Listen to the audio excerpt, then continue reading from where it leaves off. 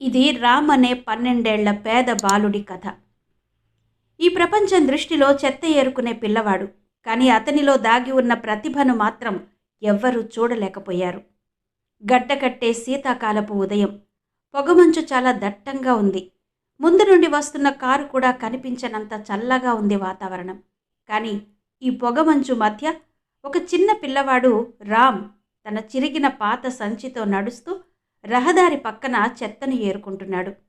అతని కాళ్లకు తెగిపోయిన చెప్పులు, చిరిగిన చొక్కాతో ఉన్నా కూడా అందంగానే ఉన్నాడు. అతని కళ్ళలో ఏదో ఆశ మెరుస్తోంది. మరోవైపు ప్రభుత్వ పాఠశాల గంట మోగింది. పిల్లలు లోపలికి వెళుతున్నారు.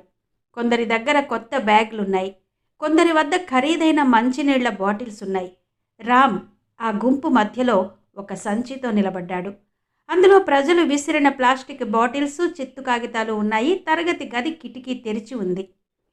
లోపల నుంచి ఒక స్వరం వినిపించింది.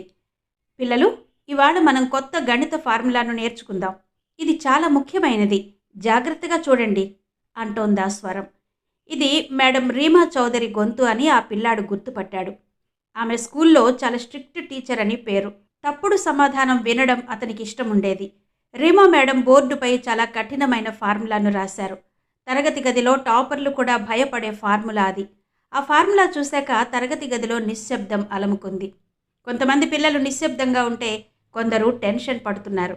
ఈ ఫార్ములా ప్రతి సంవత్సరం అందరినీ ఇబ్బంది పెడుతుంది, మేడం మళ్ళీ తిడుతుంది అనుకున్నారు. ఇంతలో బయట ఉన్న రామ్ కిటికీలో నుంచి లోపలికి తొంగి చూస్తున్నాడు.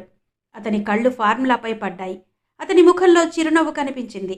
ఆమెను చూసేసరికి అతనికి తన తల్లి గుర్తుకొచ్చింది. 2 సంవత్సరాల క్రితం మరణించిన సావిత్రీదేవి అతని తల్లి. ఆమె చనిపోకముందు ఇంటింటికి వెళ్ళి పిల్లలకు పాఠాలు చెప్పేది. రామ్ రాత్రిపూట ఆమె పక్కన కూర్చుని చదువుకునేవారు. ఈ ఫార్ములాను తనకు చెప్పింది వాళ్ళ అమ్మే. ఈరోజు బోర్డు మీద ఆ ఫార్ములా తప్పుగా రాసి ఉంది. రామ్ నెమ్మదిగా తరగతి గది తలుపు వైపు నడిచాడు. తరగతిలోని కొంతమంది అబ్బాయిలు వెనక నుండి అరిచారు. హేయ్, చెత్త ఏరుకునే కుర్రాడొచ్చాడు అని. అతను పాఠశాల లోపల ఏం చేస్తున్నాడో తెలుసుకోండి అన్నారు. మేడం అతని వైపు చూసి, నువ్విక్కడ ఏం చేస్తున్నావు? బయటకు వెళ్ళు, ఇది పాఠశాల, చెత్త డబ్బా కాదు అనేసరికి తరగతి మొత్తం నవ్వింది. కానీ రామ్ తల పైకెత్తి మృదువుగా, మేడం, ఆ ఫార్ములా తప్పుగా రాశారు అన్నాడు. అంతే, అకస్మాత్తుగా గది అంతా నిశ్శబ్దం ఆవరించింది. ఒక చెత్త ఏరుకునే పిల్లవాడు మేడం చేసింది తప్పు అంటాడా అనుకున్నారంతా. రీమా మేడం అతన్ని వెక్కిరిస్తూ, రా నువ్వు చెప్పు, నాకు మ్యాథ్స్ లెక్కలు అంది. రామ్ బ్లాక్ బోర్డు వైపు నడిచాడు. ఆ క్షణం అతని జీవితాన్ని శాశ్వతంగా మార్చబోతోంది. రీమా మేడం వెక్కిరిస్తూ, రా నాయనా, కరెక్ట్ ఫార్ములా ఏంటో రాయి అంది. అయితే రామ్ ముఖంలో భయం కానీ కోపం కానీ లేదు. నిశ్శబ్ద గంభీరత మాత్రమే ఉంది. నెమ్మదిగా ముందుకు అడుగు వేసి అతను బ్లాక్ బోర్డుకు దగ్గరగా వచ్చాడు. స్టేట్ సిలబస్ బుక్లో ఈ ఫార్ములా తప్పుగా ప్రింట్ చేశారు. ఒక సూత్రం ముద్రించేటప్పుడు ఎవరైనా 2 సార్లు తనిఖీ చేయవలసిన అవసరం లేదు. కానీ ఈరోజు ఈ పిల్లవాడు ఆ తప్పును పట్టుకున్నాడు. తన తల్లి తనకు నేర్పిన ఫార్ములా తనకి ఇంకా గుర్తుంది. అమ్మ గొంతు అతని చెవుల్లో ప్రతిధ్వనించింది. రామ్, గణితం అంటే భయపడడం కాదు, అర్థం చేసుకోవడం ముఖ్యం అని చెప్పింది.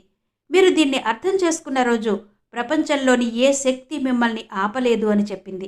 తల్లి మాటలు గుర్తొచ్చి రామ్ కళ్ళలో నీళ్లు తిరిగాయి. చాక్ పీస్ తీసుకుని బోర్డు మీద ఫార్ములా మొత్తాన్ని రాయడం స్టార్ట్ చేశాడు. అతని చేతులు వణుకుతున్నాయి. కానీ అతని మనసు స్పష్టంగా ఉంది. అతను పేదరికంలో నేర్చుకున్న విద్యను ఒక టీచర్లా పిల్లలందరికీ అర్థమయ్యేలా రాశాడు. ఆ ఫార్ములా చూసి మేడం కళ్ళు పెద్దవయ్యాయి. రీమా మేడం తన సీటులో నుంచి లేచింది. ఈ ఫార్ములా పుస్తకంలో తప్పుగా ముద్రించబడింది అని తెలుసుకుంది. రీమా మేడం పుస్తకాన్ని తిప్పింది. ఆమె నోట్బుక్ గైడ్ అన్నింటికీ తిప్పి తిప్పి చూసింది. నిజానికి రామ్ రాసింది సరైనదే. 14 సంవత్సరాలుగా మొత్తం పాఠశాలలో తప్పు ఫార్ములానే బోధించబడుతోంది. కానీ ఈరోజు ఒక చెత్త ఏరుకునే పిల్లవాడు దానిని పరిష్కరించాడు. రీమా మేడం కొంచెం శాంతించింది. మొదటిసారిగా ఆమె కఠినమైన కళ్ళలో గౌరవం లాంటిది కనిపించింది. నాయనా, నీకెవరు నేర్పించారు దీన్ని అని అడిగింది. రామ్ నెమ్మదిగా, మా అమ్మ చనిపోయే ముందు దీన్ని నాకు నేర్పింది అని చెప్పాడు. తరగతి గదిలో నిశ్శబ్దం నెలకొంది. ఆ పిల్లాడిని ఆట పట్టించిన వాళ్ళంతా ఇప్పుడు జాలిగా అతన్ని చూస్తున్నారు. అందరూ నిలబడి పిల్లవాడి వైపు చూస్తున్నారు. ఇక రీమా మేడం మాట్లాడింది. నీకు ఇన్ని ఫార్ములాలు తెలిస్తే పాఠశాలకు ఎందుకు వెళ్ళడం లేదు అని అడిగింది. రామ్ తలదించుకున్నాడు. ఎంతో బాధను గుండెల్లో దాచుకున్న ఆ పిల్లాడు మాట్లాడాడు. మేడం, స్కూల్లో చేరాలంటే చాలా డబ్బు అవుతుంది. నాకు మంచి డ్రెస్ కూడా లేదు. పుస్తకాలు కొనాలి. మా అమ్మ చనిపోయిన తర్వాత ఎవరూ లేకుండా పోయారు నాకు ఈ సంచి తప్ప ఇంకేం మిగల్లేదు అని చెప్పాడు. ఆ మాటలకు తరగతిలో చాలామంది అమ్మాయిలు ఏడవడం ప్రారంభించారు. రీమా మేడం అడిగింది, మీ అమ్మ టీచింగ్ చేసేదా అని. రామ్ కళ్ళలో నుంచి కన్నీళ్లు తిరిగాయి. అవును మేడం, నేను ఏదో ఒకరోజు గొప్ప మనిషిని అవుతానని అనేది. నేనందరికీ అర్థమయ్యేలా మ్యాథ్స్ నేర్పుతానని అనేది అంటూ ఏడ్చాడు. రామ్, ఎప్పుడూ తప్పుగా రాయవద్దు. తప్పు విషయాలు ప్రపంచాన్ని తప్పుగా చూపిస్తాయి అని మా అమ్మ చెప్పేది అన్నాడు. ఆ క్లాస్లో ఎవరూ కదలకుండా ఆ పిల్లాడి స్టోరీనే ఆసక్తిగా వింటున్నారు. అయితే అతను చిరిగిన బట్టలతో నిలబడతాడని ఎవరూ ఊహించలేదు. ఈ పిల్లవాడు చాలా లోతుగా ఆలోచిస్తాడని రీమా మేడం గ్రహించింది. దాంతో ఆమె కళ్ళు నీళ్లతో నిండిపోయాయి. ఆమె ఏడవడం ప్రారంభించింది. ఆమె తన 10 సంవత్సరాల బోధనా వృత్తిలో ఇదే మొదటిసారి. నాయనా, నేను చాలామంది పిల్లలకు నేర్పించాను, కానీ ఈరోజు నువ్వు నాకు పాఠం నేర్పావు అంది. రామ్ వెనక్కి తగ్గి భయపడ్డాడు. ఒక ఉపాధ్యాయురాలు ఇంత భావోద్వేగానికి గురి కావడాన్ని అతను ఎప్పుడూ చూడలేదు. మొత్తం పాఠశాలను కదిలించిన క్షణం జరిగింది. రీమా మేడం మాట్లాడుతూ, ఈరోజు నుంచి ఈ పిల్లవాడు మన స్కూల్ స్టూడెంట్గా ఉంటాడు. అతను ఎక్కడ కావాలంటే అక్కడ కూర్చోవచ్చు. అతను కోరుకున్న ఏ తరగతిలోనైనా చదవచ్చు. దానికి నేనే ఫీజు చెల్లిస్తాను అని చెప్పింది. ఆమె మాటలకు తరగతి గది మొత్తం చప్పట్లతో పేలింది. ఆ మాటలకు రామ్ కళ్ళలో కన్నీళ్లాగలేదు. మేడం, నేను చదువుకుంటే చెత్త ఎవరు ఏరుకుంటారు అన్నాడు అమాయకంగా. ఈ ప్రశ్న నేరుగా ఆమె హృదయాన్ని తాకింది. రీమా మేడం వణుకుతూ, ఇప్పుడు నీ చెత్త గురించి మర్చిపో, చదువే నీ భవిష్యత్తు కావాలి అని చెప్పింది. ఈ ఒక్క మాటతో మొత్తం పాఠశాలలో ఒక్క క్షణం నిశ్శబ్దంగా మారిపోయింది. రీమా మేడం రామ్ చేతిని పట్టుకుని స్టాఫ్ రూమ్ వైపు వెళ్ళింది. అతని కళ్ళలో ఒక మెరుపు మెరిసింది. అప్పుడు స్టాఫ్ రూమ్లో కూర్చున్న 2 టీచర్లు లేచి నిలబడ్డారు. వాళ్ల ముఖాలు కోపంతో ఎర్రబడ్డాయి. ఒక టీచర్ బిగ్గరగా అడిగాడు, రీమా గారు, ఏం చేస్తున్నారు మీరు? చెత్త ఏరుకునే వారి పిల్లలను పాఠశాలలో చేర్పిస్తారా అన్నారు. రెండో టీచర్ ఆమెను వెక్కిరించాడు. అతను మంచి కుటుంబం నుంచి వచ్చిన పిల్లలతో కలిసి తరగతిలో కూర్చుంటాడా? ఒకవేళ ఇతని వల్ల పిల్లలకు అనారోగ్యాలు వస్తే అన్నారు. దాంతో రీమా మేడం నివ్వెరపోయింది. ఆమె ముఖంలో కోపం స్పష్టంగా కనిపించింది. అప్పుడు ఆమె ప్రశాంతమైన కఠినమైన స్వరంతో అంది, ఈ పిల్లవాడు చాలా తెలివైనవాడు. కొన్నేళ్లుగా మనం పట్టుకోలేని ఒక ఫార్ములాలోని తప్పును అతను కరెక్ట్ చేసి చూపించాడు. కానీ ప్రపంచం అంత తేలికగా దేన్ని అంగీకరించదు కదా అంది. ఇంతలో ఆ పాఠశాల యజమాని, ప్రిన్సిపల్ గారి మావయ్య శ్రీ శేఖర్నాథ్ రూమ్లోకి వచ్చారు. వారు రాగానే వాతావరణం గంభీరంగా మారిపోయింది. అతను కోపంగా అడిగాడు, ఈ పిల్లవాడెవరు? స్కూల్ యూనిఫామ్ లేదు, ఫీజు కట్టలేదు. అతన్ని లోపలికి ఎవరు అనుమతించారు అన్నాడు. రీమా గారు, ఈ పాఠశాల పేద పిల్లల కోసం కాదు, ఈ స్కూల్ ఫీజు చెల్లించే సామర్థ్యం ఉన్నవారి కోసం అన్నాడు. ఇది విన్న రామ్ మెల్లగా ఆమె చెయ్యి విడిచిపెట్టి వెనక్కి తగ్గాడు. అతని కళ్ళలో పేదల పట్ల అనుమానం, అసహ్యం కనిపించాయి. అతను మృదువుగా, మేడం, నేను బయటకు వెళ్తాను అన్నాడు. అతని గొంతు మూగపోయింది. అది వింటే ఎవరి హృదయమైనా సరే కరిగిపోతుంది. కానీ రీమా మేడం ఇకపై మౌనంగా ఉండాలనుకోవడం లేదు. గట్టిగా టేబుల్ని గుద్ది కఠినమైన స్వరంతో చెప్పింది, ఈ పిల్లవాడు నా బాధ్యత. అతన్ని చదవకుండా ఎవరూ ఆపలేరు అంది. శేఖర్నాథ్ కోపంగా అన్నాడు, రీమా గారు, మీలాంటి గురువులతో పాఠశాలను నడపడం కష్టం. ఈ స్కూల్ ఇప్పటికే నష్టాల్లో నడుస్తోంది. అంతేకాక మీరు చెత్త ఏరుకునే వాళ్ళని విద్యార్థులుగా చేరుస్తున్నారు అనేసరికి గదిలో వాతావరణం గంభీరంగా మారిపోయింది. ఉపాధ్యాయులు మౌనంగా ఉన్నారు. రీమా మేడం వెనక్కి తగ్గి అక్కడి నుంచి వెళ్ళిపోతుంది అని అనుకున్నారంతా. కానీ ఈ పిల్లవాడు ఈ పాఠశాలలో చదువుకోలేకపోతే నేను కూడా ఇక్కడ చదువు చెప్పలేను అని ఆమె భయం లేకుండా చెప్పింది. మొత్తం స్టాఫ్ రూమ్ అంతా ఆమె కేసి చూసింది.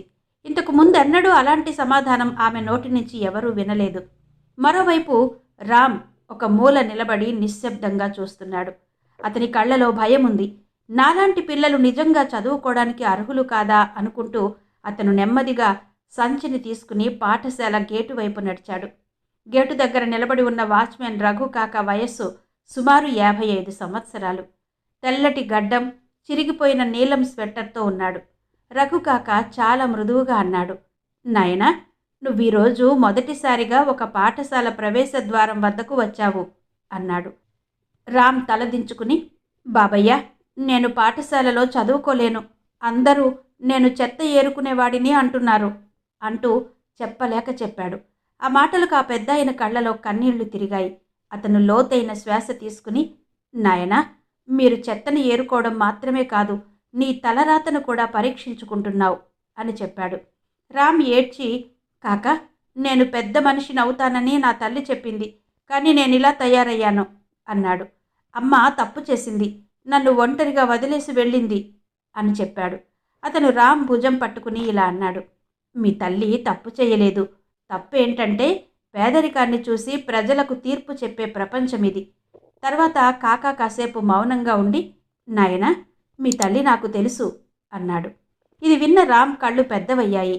రఘు కాక మృదువుగా, మీ తల్లి సావిత్రీదేవి చాలా గొప్ప మహిళ. ఆమె రాత్రంతా పిల్లలకు ఎలా బోధించేదో నేను చూశాను.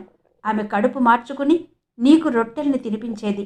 ఆమె అనారోగ్యంతో ఉన్నప్పటికీ చదువు చెప్పింది అంటూ రామ్ కన్నీళ్లు పెట్టుకున్నాడు. అతను ఏడుస్తూ నేల మీద కూర్చున్నాడు. కాక అతని వీపుపై తట్టాడు. చివరి రోజుల్లో మీ అమ్మ నీ గురించి ఏం చెప్పేదో తెలుసా అన్నాడతను. రామ్ కళ్ళు తుడుచుకుని, ఏం చెప్పేది అన్నాడు. కాక, మా రామ్ చాలా తెలివిగలవాడు, చాలా స్పీడ్ కూడా. ప్రపంచం అతనికి అవకాశం ఇస్తే గనక చంద్రుడి వరకు దూసుకుపోతాడు అనేది అంటూ కాకా కూడా ఏడ్చేశాడు. అదే సమయంలో రీమా మేడం కూడా వెనక గేటు వద్దకొచ్చింది. కాకా, నీకు తెలుసా అని అడిగింది. కాకా అన్నారు, అమ్మా రీమా, ఈ పిల్లాడు చాలా తెలివైనవాడు. ఇది ఈ రోజుల్లో ధనవంతుల పిల్లల్లో అస్సలు కనిపించదు. ఈ పిల్లవాడు చదువుకోవడానికి పుట్టాడు, కానీ విధి అతని చేతికి సంచినిచ్చింది అన్నాడు. రీమా అంది, కాకా, నేను వీడిని ఒంటరిగా విడిచిపెట్టను. ఆమె రామ్ చెయ్యి పట్టుకుని, నాయనా, ఈ రోజు నుండి నిన్ను ఎవరూ ఆపలేరు అంది. మనుషులు పేదరికం కాదు, నేను కొత్త పాఠశాలలో చేర్పించి నీకు పాఠాలు బోధిస్తాను అంది. రీమా మేడం యొక్క ఈ నిర్ణయం పాఠశాల యాజమాన్యానికి అస్సలు నచ్చలేదు. వెంటనే వెనక నుంచి ఒక స్వరం వినిపించింది. రీమా గారు, మీరు ఈ పిల్లవాడిని స్కూల్లో ఉంచినట్టయితే మీరు మీ ఉద్యోగాన్ని కోల్పోవాల్సి ఉంటుంది అన్నారు. రీమా మేడం వెనక్కి తిరిగి చూసింది. పాఠశాల యజమాని శేఖర్ నాథ్ ఉన్నారు. రామ్ భయంతో మేడం వేలిని గట్టిగా పట్టుకున్నాడు. రీమా మేడం ఒక్క క్షణం సైలెంట్గా ఉంది. అతని అరుపులకు చుట్టుపక్కల వాళ్ళంతా గుమిగూడారు. అందరి కళ్ళు వాళ్లపైనే ఉన్నాయి. రీమా మేడం తన ఉద్యోగాన్ని కాపాడుకుంటుందా, లేదంటే పిల్లాడితో పాటు వెళ్ళిపోతుందా అని ఆలోచిస్తున్నారు. కానీ రీమా పిల్లాడి భవిష్యత్తుని ఎంచుకుంది. శేఖర్ సార్, మీరు ఉద్యోగం తీసేయొచ్చు, కానీ నాలో ఉన్న ఉపాధ్యాయురాల్ని కాదు అంది నవ్వుతూ. రీమా గారు, మీరు భావోద్వేగానికి గురవుతున్నారు, భావోద్వేగాలతో నడపలేం కదా అన్నారు. రీమా మేడం ముందుకు వచ్చి, మీరు మీ మనస్సుతో పాఠశాలను నడపలేరు, కాబట్టి ఇన్ని సంవత్సరాలుగా పుస్తకంలో తప్పుగా ముద్రించిన ఫార్ములాను పట్టుకోలేకపోయారు అని చెప్పింది. అప్పుడు అందరికీ నిజం తెలిసింది. ఆ పిల్లాడు తెలివైనవాడు అని.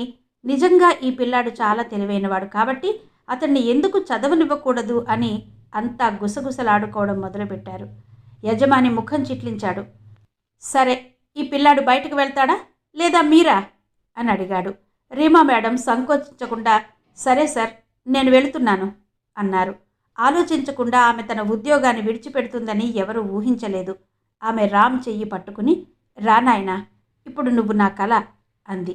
రామ్ అరిచాడు, మేడం, మీరు నా కోసం మీ ఉద్యోగాన్ని ఎందుకు వదిలివేస్తున్నారు అని.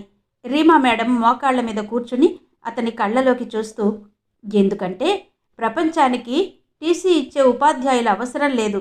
ఈ ప్రపంచానికి రామ్ లాంటి పిల్లలు కావాలి, తప్పుల్ని సరిదిద్దగల తెలివిగల వాళ్ళు కావాలి అంది.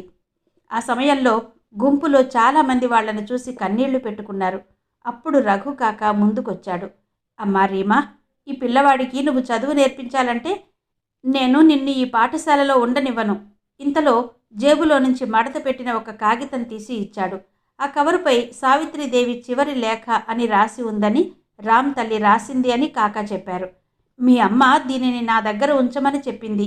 నేను లేని రోజున ఈ ఉత్తరాన్ని మా రామ్కి ఇవ్వు అని చెప్పింది అన్నాడు కాకా. రీమా మేడం వణుకుతున్న చేతులతో ఉత్తరాన్ని తెరిచి కాగితం మీద వణుకుతున్న అక్షరాలను చదివింది. నా రామ్ కోసం. ఈ ప్రపంచం నిన్ను చదువుకొనివ్వకపోతే నిన్ను అర్థం చేసుకోగల వ్యక్తిని నువ్వే కనుక్కోవాలి. ఎందుకంటే నాయనా, పేదరికం ఒక వ్యక్తిని ఎప్పటికీ ఆపదు, ప్రజలే ఆపుతారు. కాబట్టి అవన్నీ పట్టించుకోకుండా ఏదో ఒకరోజు నువ్వు నా కలని సాకారం చెయ్యాలి. నేను కలగన్నట్టు నువ్వు ఎంతో ఎత్తుకు ఎదగాలి. నిన్ను నువ్వు ఎప్పుడూ తక్కువ అంచనా వేయవద్దు. మీ తల్లి సావిత్రి అని రాసి ఉన్న ఉత్తరం చదివింది. రీమా మేడం కళ్ళలో నీళ్లు తిరిగాయి. రామ్ తల్లి పేరు విని ఏడ్చాడు. గుంపులో నిలబడి ఉన్న ప్రతి ఒక్కరూ చప్పట్లు కొట్టడం ప్రారంభించారు. అప్పుడు గ్రామంలోని ఒక పెద్దాయన ముందుకొచ్చాడు. రీమా తల్లి, మీరు మీ ఇంట్లో ఈ పిల్లవాడికి చదువు చెప్పండి. మేమంతా కలిసి అతని చదువుకయ్యే ఖర్చును భరిస్తాము అన్నారు. అలా ఆ ఊరి ప్రజలంతా ముందుకొచ్చారు. నేను పుస్తకాలు తెస్తాను, నేను బ్యాగ్ తెస్తాను, నేను బూట్లు తెస్తాను, మేము ఫీజు చెల్లిస్తాము, మేము ఆహారం ఇస్తాము అంటూ అందరూ రామ్ వెనక నిలబడ్డారు. ఒక్క క్షణంలో మొత్తం వాతావరణం మారిపోయింది. స్కూల్ ప్రిన్సిపల్ శేఖర్ కూడా తల వంచాల్సి వచ్చింది. సరే, ఈ పిల్లాడు ఈ స్కూల్లోనే చదువుకుంటాడు అని చెప్పాడు. లేదు సార్, ఈ పిల్లాడు మీ స్కూల్లో చదవక్కర్లేదు. వీళ్ళందరితో ప్రేమగా చదువుకుంటాడు. మా అందరి విజయం మీద ఈ పిల్లాడు ఎంతో ఎత్తుకు ఎదుగుతాడు అని చెప్పింది. అలా చెత్త ఏరుకునే రామ్ జీవితం ఆ రోజు నుంచి మారిపోయింది. అతను ఎంతో బాగా చదువుకోవడం మొదలుపెట్టాడు. ఇది అతని కొత్త జీవితంలో ఒక కొత్త ఉదయం. మరి ఈ కథ మీకు ఎలా అనిపించిందో క్రింద కమెంట్ సెక్షన్లో చెప్పండి. వీడియోని లైక్ చేసి షేర్ చేయండి. ఛానల్ని సబ్స్క్రైబ్ చేసుకోవడం మర్చిపోవద్దు.